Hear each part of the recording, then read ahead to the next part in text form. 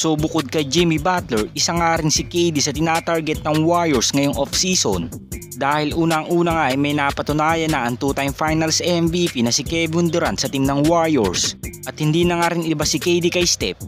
Dahil sa 3 taon nga nilang pagsasama bilang mag-teammate sa Dubs, lahat nga ng taong ito ay nakapasok sila sa NBA Finals. Ngunit hindi nga lang sila pinalad sa team ng Toronto Raptors na pinangungunahan noon ni Kawhi Leonard. Ganun pa man ngayong nagpalipat-lipat na nga ng team si KD, hanggang ngayon nga ay wala pa rin itong napapatunayan sa kanyang karir. At tanging Golden State Warriors nga lang ang nakapagbigay sa kanya ng kampeonato sa tulong ni Steph. Dahil kung hindi nga lang siya na-recruit noon ni Jerry West sa team ng OKC Thunder, siguradong hindi pa rin ito makakatikim ng kampeonato gaya ni James Harden at Russell Westbrook.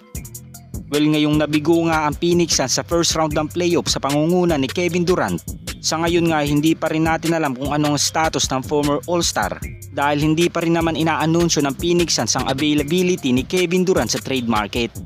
Ngunit kung makakapag-decide ang Phoenix Suns na i-trade si KD ngayong off-season, may magandang trade proposal nga na inilabas ang Basketball Forever sa pagitan ng Warriors at Phoenix Suns. So sa proposal nga na ito ay matatanggap ng Golden State Warriors si Kevin Durant at ang marireceive naman ng Phoenix Suns ay si Jonathan Kuminga, Kevon Looney, Andrew Wiggins at isang first round pick. So sa trade nga na ito ay masasabi nating balanse ito for both teams dahil unang-una nga sa lahat ay makakapagbigay pa rin ng impact si KD sa Warriors.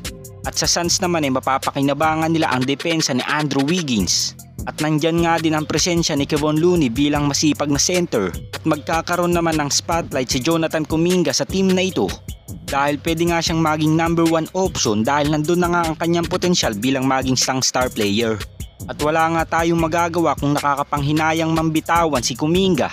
Dahil kung pinapangarap pa rin talaga ng Warriors na magkampiyon, kinakailangan talaga ng kanilang team na sumugal dahil hindi na nga bumabata si Steph at Draymond Green. Kaya naman kinakailangan talagang gumawa ng mabibigat na desisyon ng Warriors front office kung talagang gusto nilang magkampiyon next season. Samantala ang anak naman ng Hall of Fame player na si Dennis Rodman ay kasalukuyang bibigyan nga ng workout ng Golden State Warriors. At magandang balita nga ito para sa mga fans dahil ang anak nga ni Dennis Rodman ay isang small forward at may height nga din itong 6'5" at nag-a-average sa kanyang senior year ng 9 points at 5.4 rebounds. At may shooting din ang batang player na ito na 37.2% sa 3-point area. Well, si DJ Rodman nga ay isang player na kayang dumepensa sa multiple position at siguradong makakatulong ito sa Warriors. Dahil kung madedevelop nga lang ito ng dub sa G-League ng Santa Cruz Warriors, siguradong malayo ang mararating ng batang player na ito sa NBA.